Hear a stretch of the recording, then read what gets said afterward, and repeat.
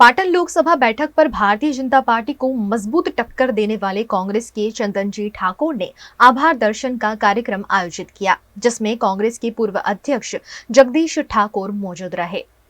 पाटन की हेमचंद्राचार्य उत्तर गुजरात यूनिवर्सिटी के रंग भवन में आयोजित कार्यक्रम में बड़ी संख्या में कांग्रेस के कार्यकर्ता उपस्थित रहे। कांग्रेस में जगदीश ठाकुर ने कहा कि मुझे गुजरात में नया अध्याय शुरू करने के लिए कांग्रेस की सरकार चाहिए। गांधीनगर एक सामाजिक संस्था में 2002 ની અંદર ઊભી કરી અને આજે 18 આલમ માટે ધોરણ 10, 11, 12 પછી સરકારી નોકરીઓની જે તૈયારી કરવા માંગતા હોય, ખૂબ ઓછી ફી 12 મહિનાના માત્ર 40,000 રૂપિયા લઈએ છીએ। રહેવું, જમવું અને સરકારી નોકરીની તૈયારી કરવામાં ટોટલ 12 મહિનાના 40,000 રૂપિયા લઈએ છીએ।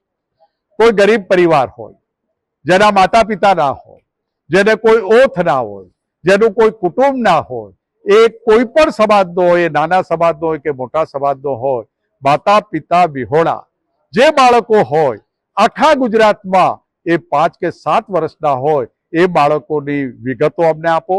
અમારી નેતાગીરી ભાઈ ચંદનસિંહભાઈ ગેમરભાઈ ને અમારી નેતાગીરી એમને લેવા આવશે। ગાડીઓને ઢોલ વગાડીને એમને લઈ જઈશું અને શક્તિ વિદ્યાલયમાં એમને જ્યાં સુધી અમદાવાદ, ગાંધીનગર જેટલી એની ઈચ્છા છે, જે એને બનવું છે, એ દિશા તરફ લોકો પાસે જઈને દાન દક્ષિણા લઈને આવા બાળકોને ભણાવી ગણાવી અને સમાજમાં મોકાના સ્થાન ઉપર બેસે અને એ જ્યાં બેસે ત્યાં આવી સામાજિક પ્રવૃત્તિઓ કરે, એ પણ કામ હાથમાં લીધું છે અને એમાં પણ સમગ્ર ઉત્તર ગુજરાતમાં કોંગ્રેસે એક યજ્ઞની જેમ કામ લીધું છે। તેના પણ હું પક્ષને અભિનંદન આપું। वहीं कांग्रेस नेता चंदनजी ठाकुर ने कहा कि आज नहीं तो कल चंदनजी ठाकुर का विजय जरूर होगा। युद्धना मैदान में हार जीत थवानी। જ્યારે મહાભારત નો પ્રસંગ આવ્યો ત્યારે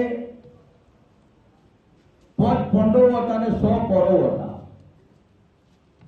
અને 5 પાંડવો અને 100 કૌરવો જ્યારે અનેક વખત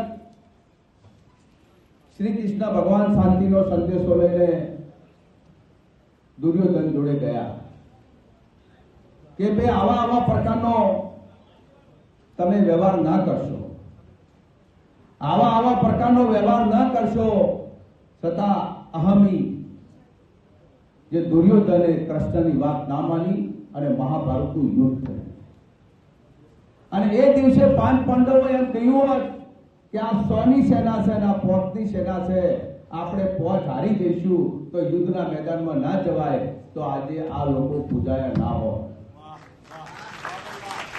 આજે 5 પાંડવો યુદ્ધના મેદાનમાં જ્યારે લડવા ગયા અને કૃષ્ણનો જ્યારે એમને સાથ ને સહકાર મળ્યો, 100 પાંડવોને હરાવ્યા અને 5 પાંડવોનો વિજય થયો। આજ નહીં તો કાલે ચંદનજી ઠાકોરનો વિજય થશે ને થશે।